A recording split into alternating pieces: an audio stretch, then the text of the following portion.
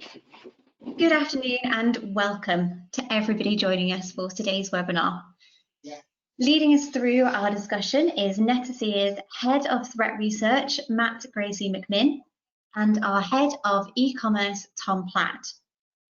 Matt is an experienced cyber threat intelligence professional with an MSc from the University of Oxford. In his current role at Netacea, Matt researches and investigates the impact of malicious bots on online businesses and their customers.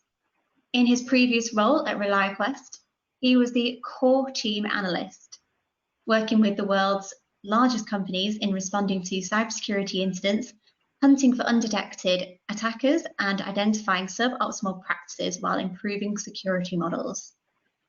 And a little bit about Tom. Tom works with the leading e-commerce marketplaces and media organizations to help them understand and quantify the impact of bots. Tom works closely with Netacea's largest customers to ensure they stay ahead of the latest bot challenges, whilst collaborating with Netacea's product and threat teams to research emerging bot trends across industries.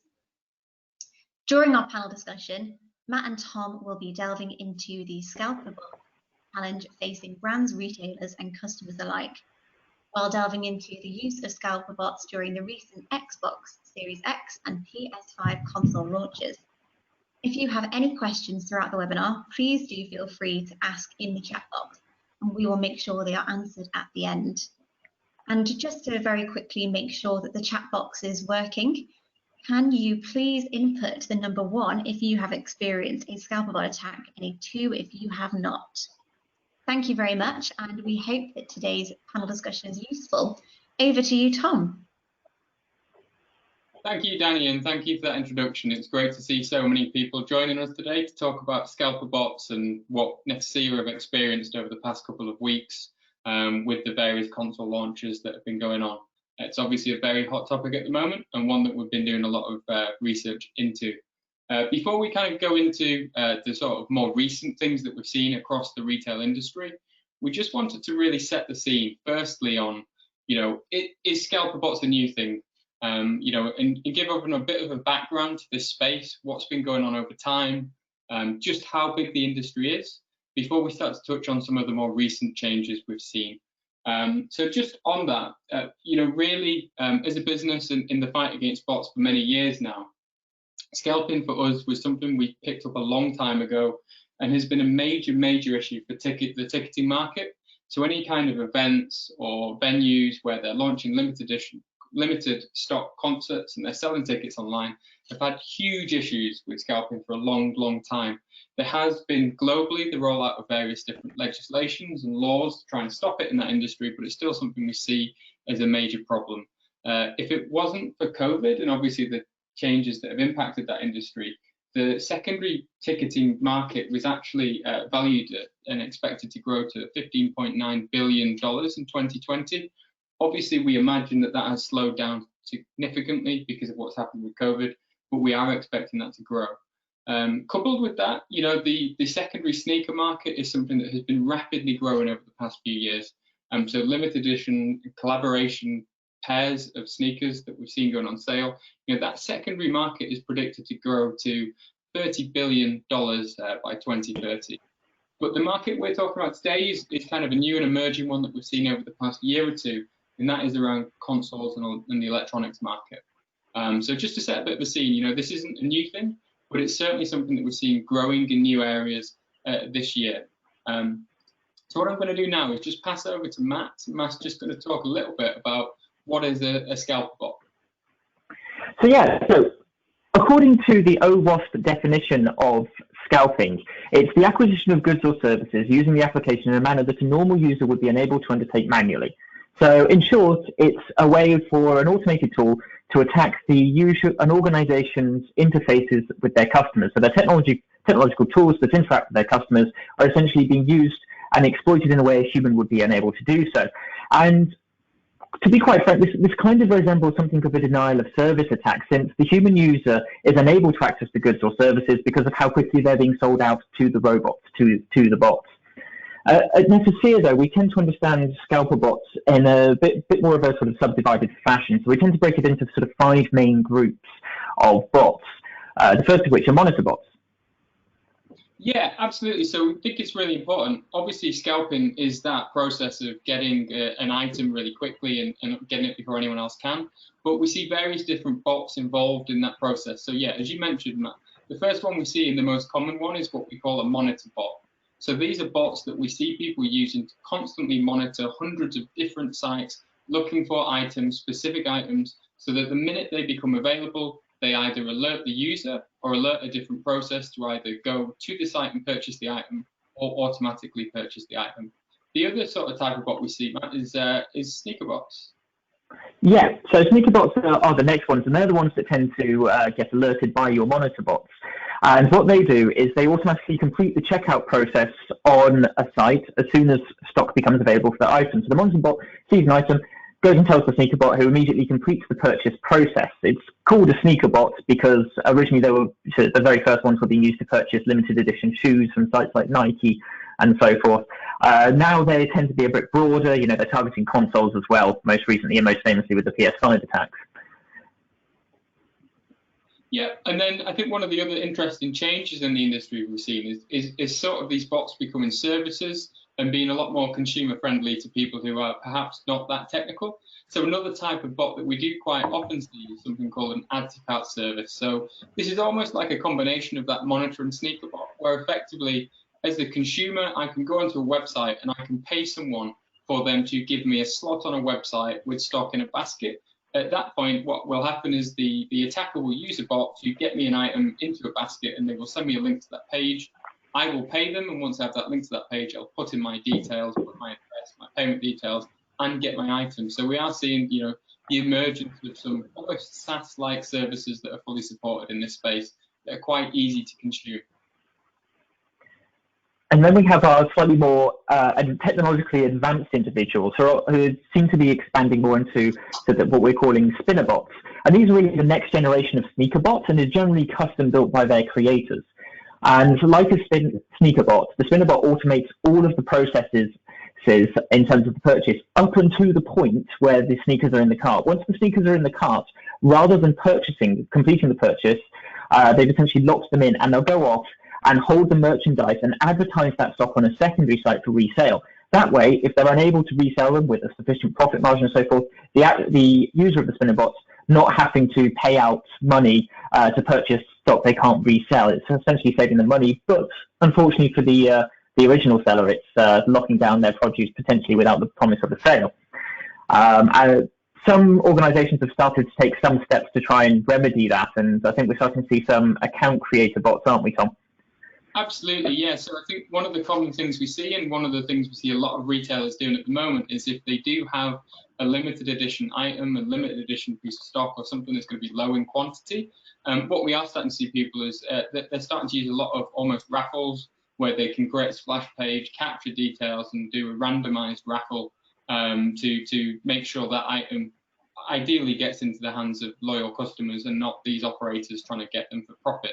But what we do see, and we see this in other attacks as well, is what we call fake account creation or account creators. So that if a bot operator sees that the item that they want isn't going to be sold directly and is going to be sold via a raffle, what we will see is that they can sometimes use these bots to create hundreds, if not hundreds of thousands of different accounts with different aliases in that raffle to almost massively increase their chances of winning that raffle.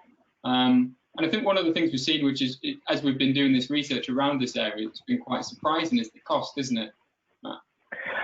Yeah, so the cost is really starting to look it's quite an interesting way it's working. You can see from the picture on the left, which was taken off one bot's official website, the BNB bot, that they've got different levels of pricing. Essentially, we've talked about these different bots, and some bots are essentially bots of bots. So they'll have your monitor bot, your sneaker bot, your spinner bot. They'll have all these different capabilities. And what these bots creators, these bot developers, are starting to do is create sort of entry-level products which have, say, limited features or are targeting a particular store or a particular product or type of product. So you'll have some bots that target just shoes. You have others that target much broader ranges of stores, just about any product you want. Others will have particular features. They might have monitors, they may not. Some of them will come with sort of you pay a monthly subscription to use the bot. Others is a one-time software purchase. And you can see that they're actually not exactly cheap. So $200 is a sort of entry-level regular price. And if you really want the ultimate model with the bells and whistles of the B&B bot, you're looking at $600. But Tom, I think you found a few with a much higher price range, didn't you? Absolutely. So I think one of the things that's probably most surprising about this is, everyone knows that these bots are available and they're on sale, but they are becoming more and more sought after and more expensive. So there is, in fact, sort of complete brokerage sites for these bots. So some bots are so expensive that you can now rent them rather than buy them completely.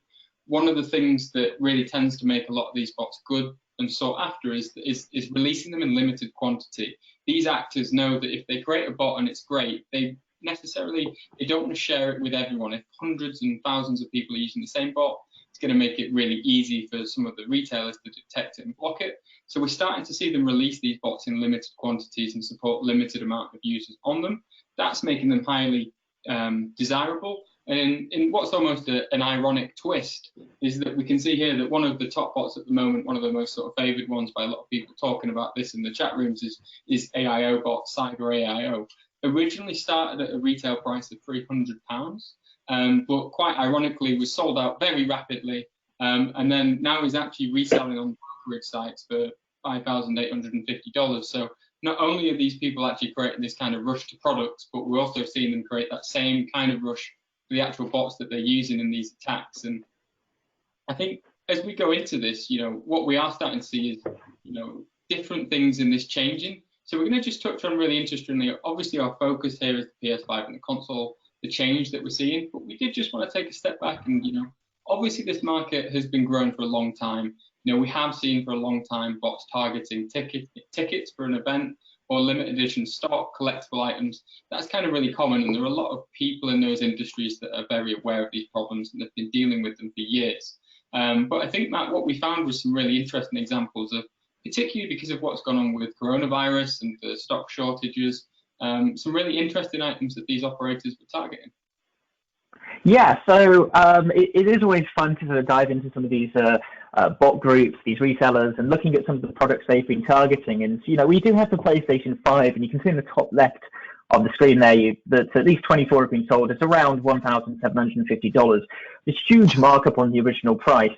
You can also see just below it, we've got your traditional sneakers, your shoes for about £12,000 there. It's a very expensive piece of footwear. Obviously, it's a collector's item. And those are the sorts of things you'd perhaps expect to see. What we were a bit more surprised to see was things like, in the middle of the screen there, we've got the BMW car there. A limited edition run of the BMW series was created.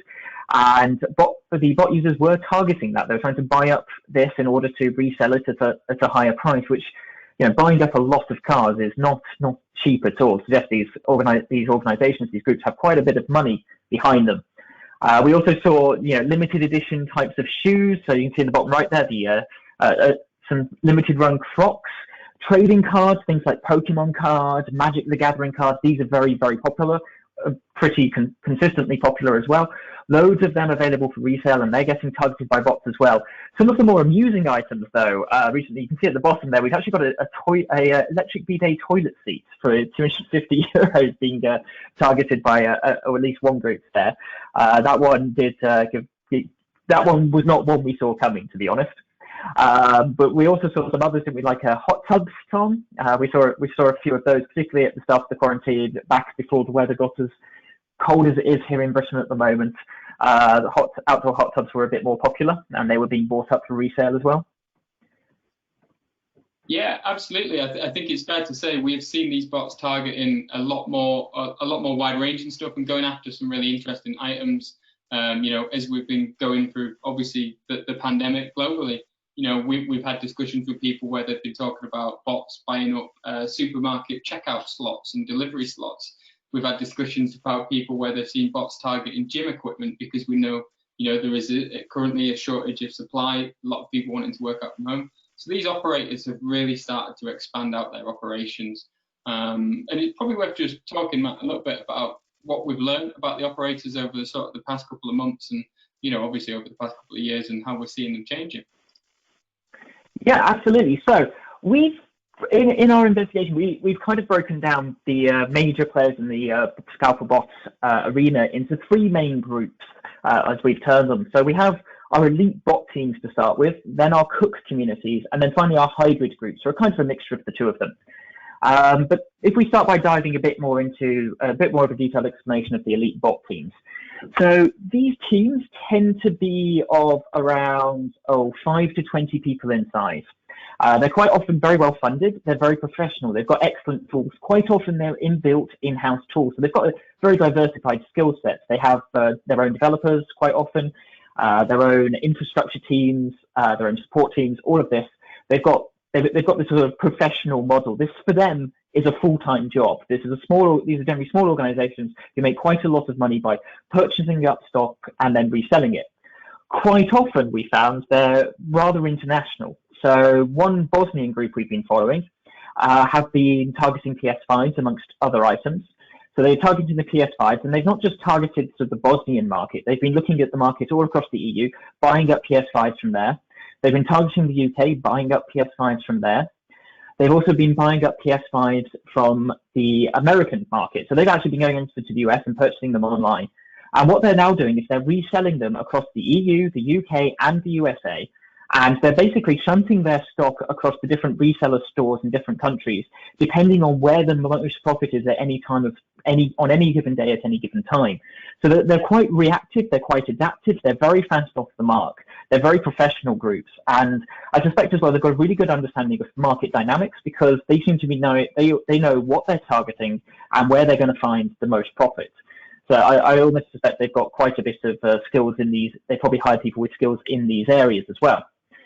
So I think what happened originally was a lot of these people were hobbyists, and that's kind of how we think these groups sort of started. You know, when people imagine these bot users, they're often thinking of, you know, maybe an 18, 19-year-old, maybe even younger, just sort of sat at home in the front of a computer typing away.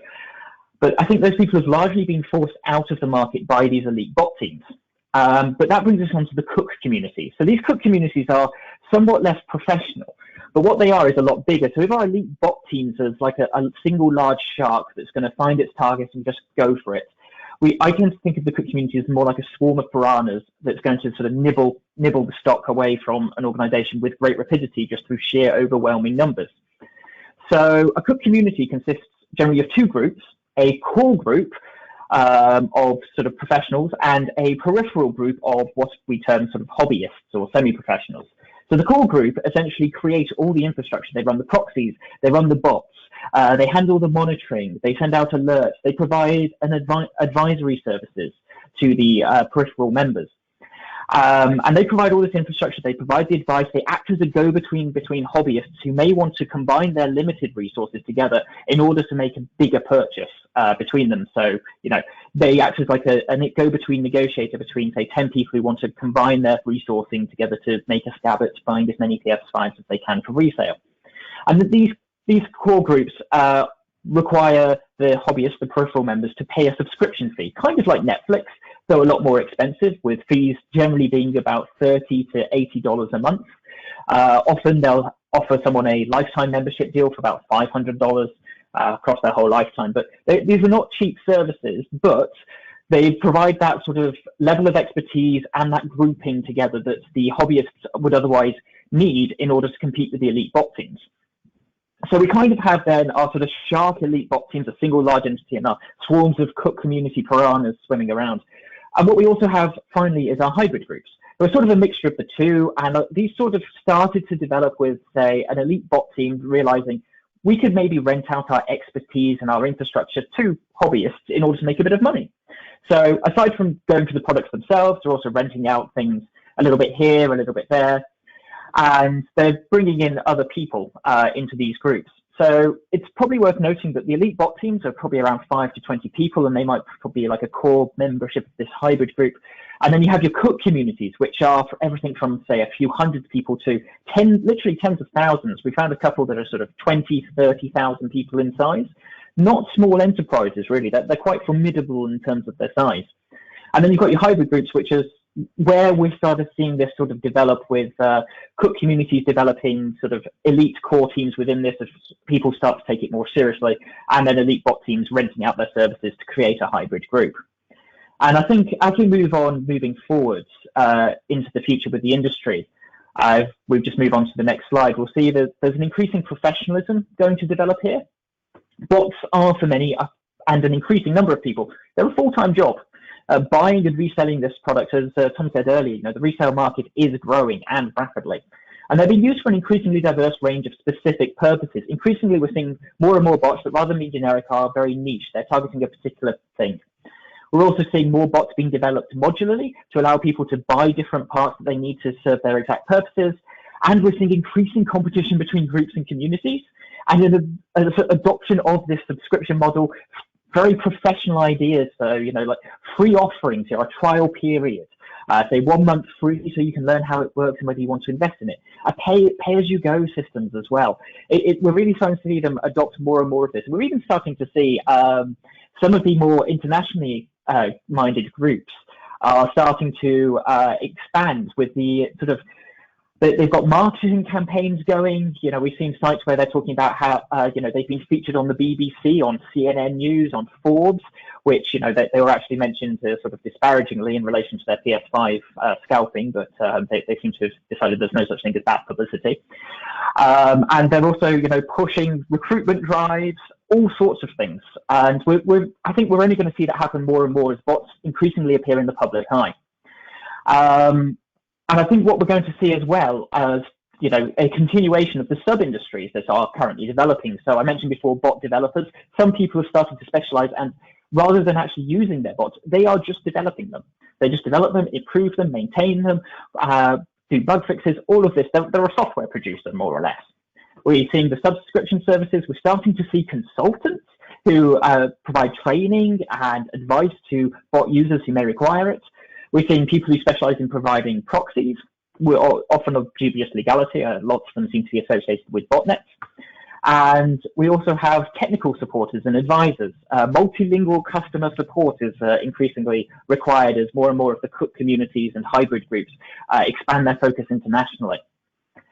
So, we are seeing this slow professionalization. Actually, it's picking up speed quite rapidly. And I think that really did get hammered home with the PS5 events, didn't it, Tom? If we move into an analysis of that. Yeah, sure. So I'm quite aware that one of the reasons a lot of people are on this, and there's a massive amount of interest in this at the moment. I think the PS5 launch, the Xbox launch, and other console launches we've seen this year have caught a lot of retailers by surprise. I think there was a melting pot of factors. I think the fact that globally a lot of physical stores were shut meant that all sales were going on online. I think the fact that, we've seen disruptions in supply chain causing less stock, I think has really driven a crescendo of things that meant the PS5 was almost the perfect target for these people. And there is a question, is this potentially people that are making significant money in the ticketing space that, have that spare time, need that income that they can't get because there aren't events running? We don't know, but there was certainly a big shift, a big target. And, as well as those factors, the PS5 represented a really good opportunity to make money. So in terms of just looking at the resale market, what we did is we analysed over 500 sales spanning 14 days on a site called StockX. And then we looked at some data from eBay as well. And we looked at what happened. And so, what we're seeing is the PS5 digital edition in the UK sells for around £360 RRP if you to go to a shop and get it. But we're quite frequently, on average, seeing, across hundreds of sales that same console is selling for $696 in the resale market. And not just that, we're also seeing that, those prices do peak up, and we're seeing those prices beginning to rise. We'll show that shortly. But, at the peak, this console that retails for around £360, selling at £856. That's a significant amount of margin for anyone to make. I imagine these operators are probably making more margin than the retailers themselves selling the console. We also see a similar effect with the Blu-ray edition. RRP of £460, average in retail value of £769. So these are sales that happened. People are frequently paying £769 for this console that they should be able to get their hands on in the shops for £460. And again, the highest price sold, £856. So I think, it clearly represented a great opportunity for this market that has been growing over time to target something a bit new. And what was really interesting was just looking at the sales. So we're averaging out the sales figures here of over 500 consoles on secondary marketplaces. We are purely looking at the UK edition, so there were loads more sales than this happening on loads of different marketplaces in loads of different regions. But if we just look at the UK on one platform, what we can see is really interesting is that actually the digital edition was much more attractive, sold out much faster.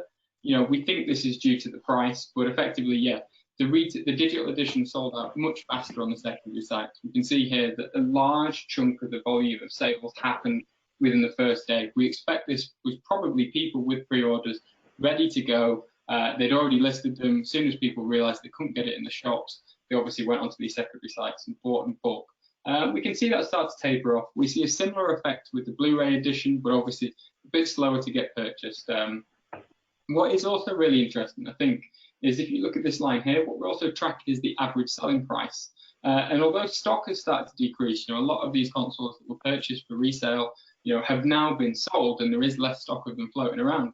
The resale value has just increased and increased and increased and increased, which is really, I just find that interesting that, you know, basically these figures are just going up and up and up. And, you know, this is potentially something that could cause a problem with subsequent launches of that console. I think the other thing we saw that was really interesting is that we looked at search data. So we took the search data from Google of people searching Google for the PlayStation 5. So what you can see here, represented by the blue line, is the massive increases in search as the launch of a PS5 happens. So people looking for where they can get it from, and you know, you expect that hype around the console launch. You expect to see the search volumes increase. But what was actually really interesting, and these aren't, you know, exact same numbers, but you know, there are different scales here. What we do see is massive surges at around and correlating at around exactly the same time for people searching for scalper bots. Now, what we don't know here is if this was just consumers that were really fed up and couldn't buy their consoles, just wanted to learn a bit more about a scalper bot, or if this actually was consumers that were frustrated about the fact they couldn't get hold of the consoles and then decided to start looking for scalper bots and said, you know, I really want this console, I'm fed up of waiting, I'm going to go now and try and find a bot to do it. But what is really interesting is this just, you know, this is a graphical representation that this industry is just growing and growing. More and more people are starting to inquire about bots. Whether or not the uptake is going to be there, we don't know, but we know that the actors and groups are certainly trying to facilitate that at the moment. So, you know, obviously with this data and everything else we see, we are expecting a rise in these bots. I think one of the other things we just want to touch on is just how much do these communities make? I think this is probably one of the more shocking things that we found. But we did actually manage to get involved with a group, understand, you know, how much stock they managed to get their hands on, and look at how much money they actually made. So we found a single group, called them almost a hybrid community, and they were able to get their hands on several thousand consoles.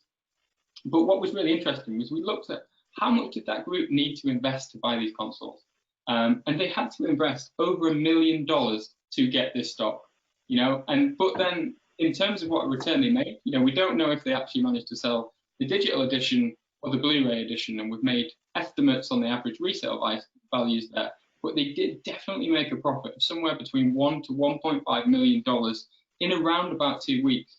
So I think the real sort of staggering things from this slide, certainly for me, Matt, is, you know, number one, you know, there's a community out there that made over £1 million in the resale of PlayStation 5s in one region alone, which, you know, I think is quite staggering. But I think the thing that we both found more shocking was that these actors were ready to mobilize over $1 million worth of investment to make this happen, which, you know, we've obviously seen this for a long time in the ticket industry and in the sneaker industry, but this sort of represents a new level of investment that I think, you know, makes these groups a lot more powerful and a lot more able to target different items that are potentially higher value in the future.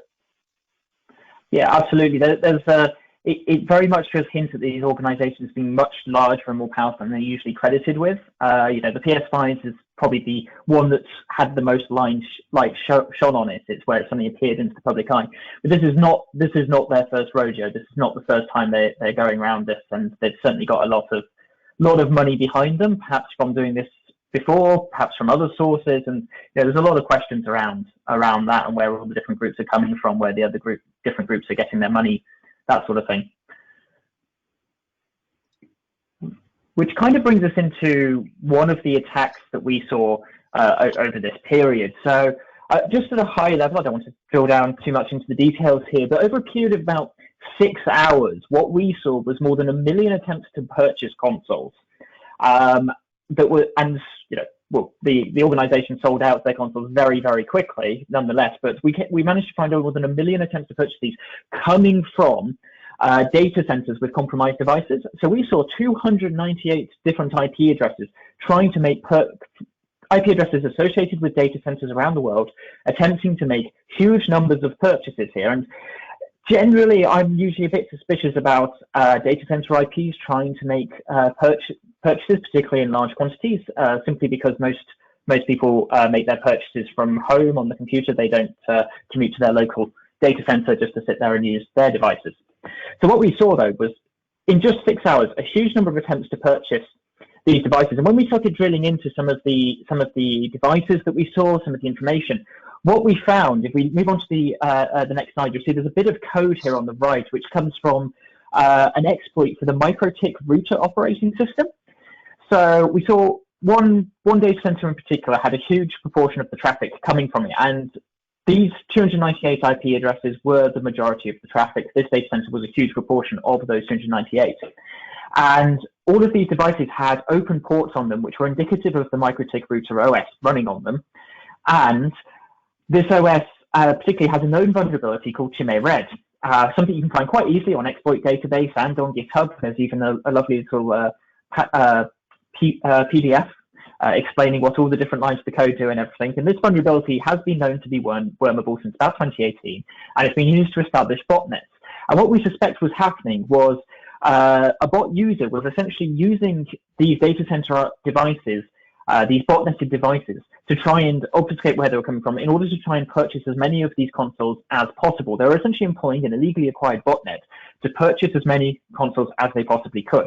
Now, I'm not sure if they were entirely aware that these devices were perhaps obtained illegally, whether they or not.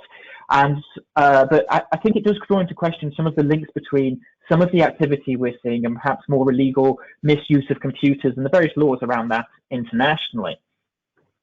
And it does sort of question, when even perhaps a legitimate user, perhaps someone who just wants to buy one PS5 for themselves and decides, hey, I can't actually get this unless I use a bot, I can't compete with the bot user, so they decide to get a bot. They may well be using proxy IP lists and so forth that are compromised as well. So there is at least one criminal element perhaps trying to benefit from this market in at least some way, though I suspect some more organized groups may also have more criminal tendencies as well and just see this as another way to make a bit more money for their organization. And so I suppose that kind of raises a few sort of questions, at least at the high level, doesn't it, Tom, around how you go around stopping these sorts of scalper bots and how you stop their efforts. Definitely. So one of the questions we increasingly get asked is, is this legal? And right now, there are a lot of legislations around ticketing that are trying to stop that, but it hasn't really had much of an impact in stopping the secondary resale market there. But there currently is no real laws that we can find, particularly globally or on a big scale, that prohibit people from using bots to purchase items. And so, one of the things that makes this industry really attractive, particularly at a time where, a lot of people are struggling for work, struggling for money, this is looking like a really attractive industry to get into.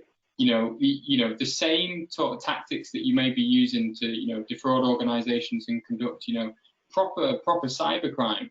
You can actually do this instead with those tactics and techniques, but you're not going to get prosecuted. But it is really interesting that we're now starting to see that line blur, where people think this is an industry where it's not legal, it's quite easy to get into, but the tactics we're starting to see. So you mentioned the compromised routers. The other one that we quite often see as well that is becoming more and more prevalent is that on specific releases, we'll see bots target a back end. But we'll see them run a simultaneous DDoS attack on the front end, almost wiping out a website's ability to serve real customers and guaranteeing them exclusive access to that back end to make their purchases.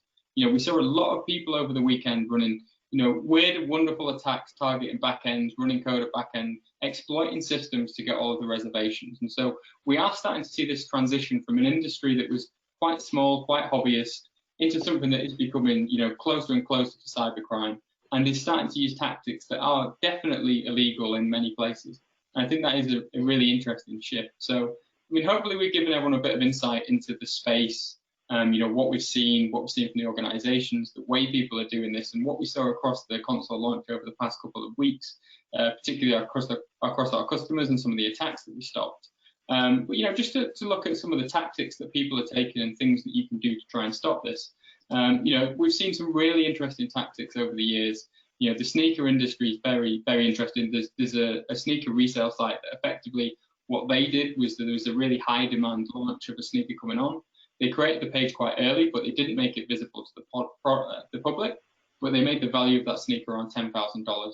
So a sneaker that would typically have an RRP of a couple of $100 was listed at $10,000, but hidden from the public. Lo and behold, a bot operator wanted to jump the queue, get that sneaker early, landed on the page and managed to check out and pay $10,000 for this pair of sneakers, quickly sent an email to the site saying, is this an accident? And then the site had a lot of public fun with this sneaker bot operator and social media channels asking their customers if they should give the guy the money back. Now, I must say that the retailer did in the end release the funds back and didn't charge the sneaker bot operator $10,000, but it was a very interesting tactic just to show some of the interesting things and ways we've seen people try and tackle these. We've also seen other retailers here in the UK. They've released items for pre-order, but they've made the pre-order extremely expensive and then offered them vouchers so that they give out a small amount of vouchers to people to try and get them at a fairer price and try and limit who can actually buy that console at the RRP. It's a really interesting tactic that we hadn't really seen many people do before. Finally, I think we're going to touch on this in a minute, but we have seen a lot of retailers cancelling orders. So if they suspect that an order was placed by a bot, I think a lot of retailers have put a lot of effort in the background to try and check and validate those purchases. The final one we covered a little bit earlier as well is just this increase in popularity in raffles. Nike are very, commonly doing this if they've got a limited edition launch that they know people are going to be after.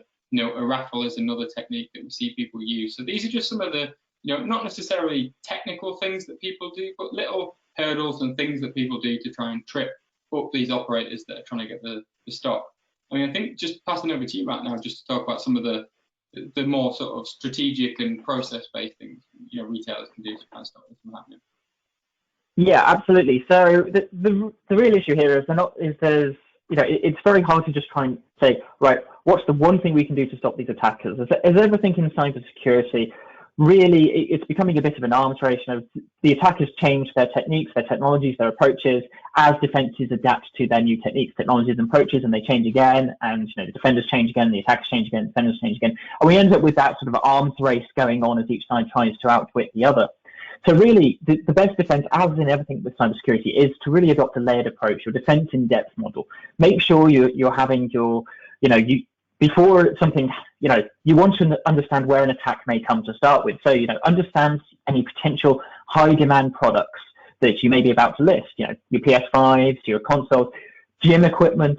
Sometimes it's hard to tell because some of these groups have a lot of funding and they can actually just corner the market and artificially create demand on a particular object. So that can be quite hard to predict at times. If a single group can say, right, we're going to buy up all of this stock in a country because we've got enough money to do this and it is a limited item, they'll artificially create that demand.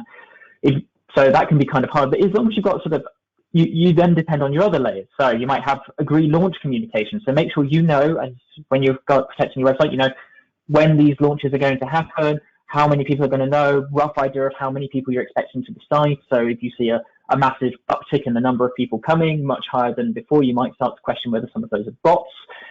You might also want to employ your DDoS or web application firewall protection. That can really drill out a lot of the low-hanging fruit. You may want to implement dedicated bot protection, kind of what Netacea offers. Tools around there can help to detect bots. They can help look at sort of behavior analytics, make sure that people are behaving in the way that humans are expected to. Some bots, quite often a lot of these bot operators claim their techniques can bypass DDoS, WAF, any sort of protections they claim they can pass them. Some bots are capable of passing capture, which is a commonly employed defense against them. So you probably want another layer there with fraud detection, your standard processes around there, order checks, which is what Tom was mentioning a moment ago, a bit of a contextual look at some of this stuff, perhaps perhaps we don't want to send 1,000 PlayStation 5s to one random PO box location in London, where each one is being shipped to the same address, but each was bought by a different account with the person with a different name. That perhaps looks a bit suspicious, and you might want to start questioning things like that. So you do want to make sure you've got these layered defenses if you want to stop all of them. It does create a much more robust approach, a much more thorough approach to defending against these bots, which I suppose kind of brings us up to the sort of summary of everything we've been trying to say today. And I think that really the key takeaways we want to cover with you is that the secondary resale markets are worth billions of dollars, and they are rapidly growing. This is a really attractive market for people to get into, both perhaps legitimate people. This is not illegal. This is a perfectly legitimate thing for people to do. Unless it's ticket resales, of course. So as a legitimate thing, people are attracted to it. As Tom was saying, it's a time of a bit of economic hardship with coronavirus and all that. People have lost their jobs. They're looking for some money. This is a way they can get it. And it's an attractive industry. It's rapidly growing. And as a result of this growth and the increasing visibility of it and the increasing amounts of profits, we're seeing the professionalizing of attackers. And the bot service industry, with its various branch industries and sub-industries, is really growing up around them. And creating this whole bot ecosystem, this whole industry that's supporting the bot users as a whole. And it's not exactly hard to get involved in this. Cook communities, some of them are free. If you want to take it a bit more seriously, there are the premium ones you can pay. But if you're turning over, say, a few £1,000s every month or tens of thousands of pounds every month, a £30 subscription fee isn't a lot out of your profit margins. Attackers as well. They do come in all shapes and sizes, but remember that a significant number of them are very well funded. They're very resourceful. They're very adaptive. This is their full-time day job. This is not something they do on the side after work. This is their work. And they're highly technical. They hire the people they need. They develop the skills they need. They train themselves. They bring in experts in various areas. If they need a developer, they'll bring in an expert developer to help them. These people are very professional, very well resourced, and highly technical, and they stand to make a lot of money from this. So they're very, very motivated to keep things that way and to continually professionalize and adapt to the changing conditions that we're seeing. So anything you really wanted to add to that, Tom? I think you've really nailed it there, Matt. I think, this is an industry we've seen grow and grow over time, and I think, I think the one thing that I think we have been surprised about as we look into it more and more is just the level of effort, the level of funding, the level of sophistication we're starting to see. It is really starting to grow. And I think the interesting bit and the scary bit for me is, number one, they are extremely well funded. I think the things that we've learned most recently is there is a lot more funding for some of these people than we originally thought. We haven't seen millions invested in on sales in the past too frequently, but it seemed that was happening around the globe. We also haven't seen too often people putting stock around the globe at kind of a high pace. So we thought that was really interesting. And I think the final one is that Google Trend data. Are we starting to see consumers being so fed up with this market that they're creating that they're actually going to start sourcing their own bots, using add to cart services and paying these people to get their items? I think that could be a really interesting development that we start to watch over time, because, the trend data is there. Retailers are getting more and more frustrated. Retailers are getting frustrated. Customers are getting more and more frustrated. Are the customers going to move to, potentially not illegal, but almost nefarious activity using bots to get their items? Or, do they actually know what they're doing there? And, I think there is a question as well, is if you are a retailer and you have a skilled bot operator targeting you, normally they're not trying to take you down. They're trying to keep you up and get their stock. If you have an amateur spending a lot of money on these tools and they're used in the wrong way, I think there's a potential question of are they actually going to be more dangerous? Now, we are going to jump to a Q&A in a minute just to wrap up. So if anyone's got any questions, please do get them in the question box. I just wanted to end before we jump to that Q&A and just saying that, Netacea are a business. We've been focused on fighting bots for a long time now. We're recognized as an industry leader, but one thing that we are doing is we are bringing people together. We do work with lots of people in lots of different sectors who are experiencing this problem, and we're bringing those people together into a group, into an open community to discuss in a closed room the things that they're doing, the things that they're seeing, and sharing intelligence, because we think, as this industry grows, that is really, really important. So it is going to be an invite-only community, but if you would like to be a part of that and you would like to speak to other individuals within other businesses who have similar challenges and talk about what they're doing and share that insight, then please do get in touch. We will be sending out a number of limited invites to people, but if you want to get involved in that, do let us know, because we think the more we can get people talking about this, the more people can share information, the better chance. If retailers can band together in the same way that these groups are banding together, we think everyone's going to have a bit of a better chance. As well, we will continue to run webinars, so do look out for more webinars on this topic, where we'll be sharing, more and more as we learn more and more, stop more attacks and see more of these bots taking place. So I guess it's a really good point just to pass over to you, Danny, to maybe start the Q&A. Great. Thank you so much, Tom and Matt, for taking us through not only what the Scalper Bot Challenge is, but enlightening us on what happened with that PS5 console launch. Okay, so let's go through some of the questions that have been sent to us throughout the webinar. First one for you, Matt. Do you think the pandemic has broadened the product categories targeted by Scalper bots? Yes, absolutely. I would say it definitely has. Shortages in supply caused by supply chain issues as a result of coronavirus and the sort of issues around supply chain around there. That's created shortages which bot users have been able to exploit in order to try and make money there. They've been able to buy up items where perhaps they know stock is going to be limited in the near future. They've also targeted items that people are going to want to buy if, gyms are shut. So they buy people have been making home gyms because their gym equipment's been, because their gyms have been shut down temporarily. So they buy all the equipment for home. And so the bot users see people buying these, and they are really fast. And with their tools, they can buy large amounts of equipment very, very quickly. So as soon as they start seeing people talking about this, people starting to move in this direction, they can really rush in there and start grabbing things quicker if they haven't already predicted it. And quite a few of these, particularly the elite bot teams, are very good at predicting which items are going to become hot next. Great, thank you for that, Matt. That was really hopeful. I hope that was a helpful answer to that question. It certainly helped me understand a little bit. Okay, so one for you, Tom. Do you think that certain regions are at greater risk of the Scalper bot threat than others? I think that's a really difficult question, but from what we have seen this this issue and these bots operating across regions, across borders. There is nothing stopping groups in the EU targeting sites in America or Australia. So we have seen these groups exploiting that ability to be able to shop anywhere in the world. Pretty untamed. So yes, this is an issue that we do see crossing borders.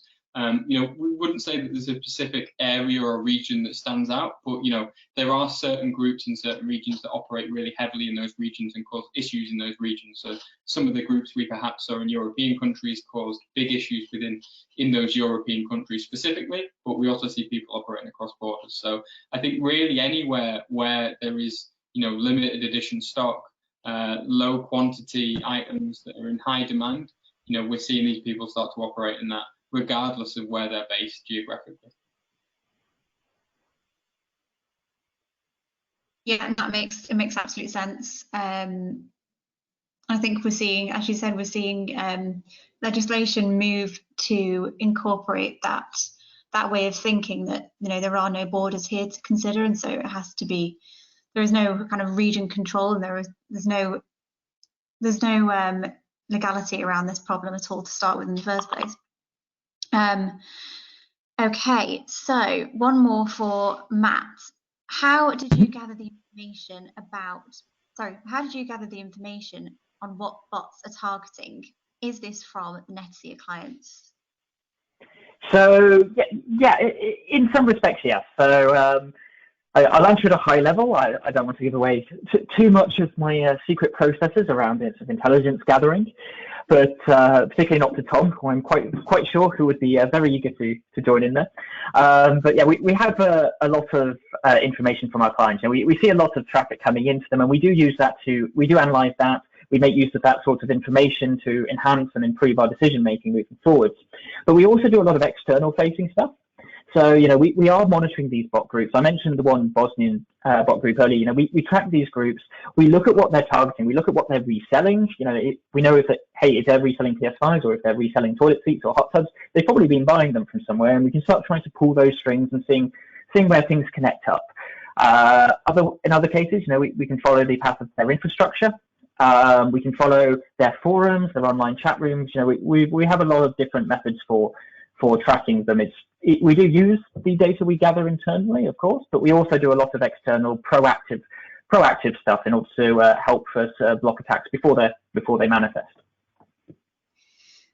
And I actually think that's a really great question about where our information comes from, and I think it's something that you, Matt, in particular, are really keen to start publishing more of. Obviously, not where we necessarily gather the information from, but the kind of really important threat research that we are uncovering. So please, everybody, keep your eyes open for more threat research from Matt to come over the next few months, because it should be some really fascinating stuff coming up. Okay, so back to you, Tom. Were retailers who were selling PS5 and were using Netacea able to block all the bots with existing settings, or did they need to amend their rules to adjust to this unexpected level of bot activity? So I think that's a really difficult question to answer, but I think as a whole, ourselves and our customers were very happy with the action we took in terms of mitigating some of the attacks that were launched against the console release. What we always do is we always seek to improve, we always build our intelligence, and we always grow things. So, we showed that example of an attack that we spotted, where, we stopped a significant amount of requests to try and purchase the items. We're constantly looking to improve that. We think we pretty much stopped everything that hit doors that was quite obvious. I think the things that we're now starting to look at and focus on, particularly with people, is where people are starting to use backdoors, where people are trying to navigate, into back-end systems where perhaps edge mitigation isn't covering, where people are trying to do stuff internally. That's where our effort is now focused. So, what we are seeing is that we're pretty confident when we're at the edge that we're stopping a lot of this stuff. Of course, retrospectively, we'll look at that, we'll feed intelligence back to the order management system and help them filter that out. But I think the other thing that we're now working with a lot of people to look at is, were there any open doors that perhaps weren't being protected? So one of the key things for retailers to consider is, if you've got apps, if you've got APIs, these bots are now starting to work their way around the full front-end interface and just target the back-end platform. And if people are on platforms, sometimes those platforms are exposed and there's known exploits for a lot of the common platforms out there as well. Great, thank you, Tom. I hope that that answered that question. So for you, another one for you, Matt. Thank you everybody for sending in these questions, by the way. I've got so many that I don't think we're actually going to have time to go through them all, and we will have to follow up with you afterwards. So please do bear with us, because these are fantastic questions. Okay, so another one for you, Matt. Shouldn't the efforts in thwarting the bots be placed at figuring sorry, my tongue is getting twisted here. The validity and limiting the shipping addresses. If you shut that down, you wipe out the whole pyramid of botting. So yeah, that is definitely one approach, and as part of a defense in-depth model, I definitely encourage that sort of approach. You want to be looking at the shipping addresses, looking for inconsistencies, and anything that gives away that this may not be sort of legitimate users purchasing this, that this may be a bot user for resale. The issue with depending upon that wholly in its entirety is, for instance, ahead of an attack, what we'll often see is monitor bots. So they're looking at your website, monitoring it pretty intensively. Let's say you've got, say, 20 or 30 groups targeting a particular product on your website. They may be monitoring it for days, weeks in advance of it being released, looking for the exact moment at which it will become available, possibly even trying to hit the web page before it's actually fully connected to, so that they can be the first ones in there, first ones in the queue. 𝗬𝗏. So, you know, that can put a lot of pressure on your website, and no orders actually being placed at that point. So you've got no addresses to go from. You're just seeing a lot of traffic, and, you know, that creates resource intensiveness. Once you get to the product release, though, you've also got the issue of your two other types of bots. So you've got your add to cart services and your spinner bots. So both of these will put the goods into the cart. So they'll essentially let a user put them into the cart, and then an actual human, in the case of add to cart services, will come along and put in their detail, put in their details, put in their payment details, put in their address, and purchase it. And sometimes, you know, it won't actually be the bot user. The bot user will have sold that sort of cart session onto someone else. So you're not actually going to see the bot user. You're not going to see their address or anything related to them, and the address you're going to see is going to be a legitimate person trying to buy it, but they will have paid significantly more for the item. They'll have paid for sort of both the item and the right to access the cart that holds the item from the bot user.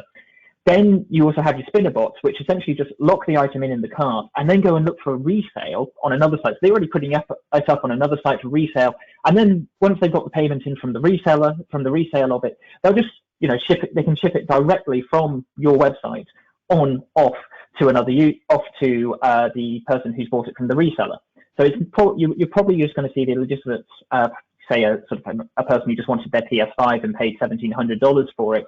You'll see their address in there and think you've perhaps charged them, when in fact you've charged the reseller, the bot user, and he's then charged them an extra few thousand and pocketed the difference.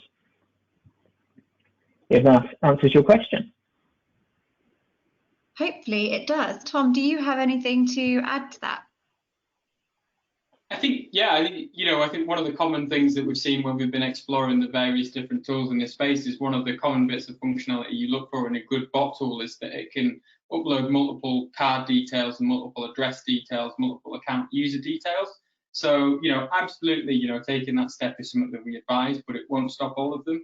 I think we've also seen interesting things where a lot of people will send stuff to maybe the same street, but different numbers on the street with their name, so they can send the parcels to the neighbours. You know, it looks like that stock's going to the neighbours, but actually the neighbours pick it up and it goes to them. You know, if you live on a long street, that can give you a bit of runway as well. So there's a couple of different methods that we also see within the tooling and within the way that these people try and use the different addresses as well to try and get around that. So yeah, it's certainly a very good step. It certainly makes it harder, and it's one that we'd recommend, but, you know, not necessarily a silver bullet. Great. Thank you both for the presentation today, taking us through the Scalper bot problem, what happened with PS5, and finally for those great answers to the questions we've had in. We will be following up with everybody who's asked a question that we've not had a chance to get to today. So please don't worry, your question will be answered. And please do, as we've said, keep an eye out for the second in our series. That will be coming up in the new year. And we will also be taking anybody's queries regarding the private roundtable. So please do register your interest, because we would like to have as broad a discussion about the Scalper bot problem as we can. Thank you all for joining us today. We hope to see you again at future Netacea webinars.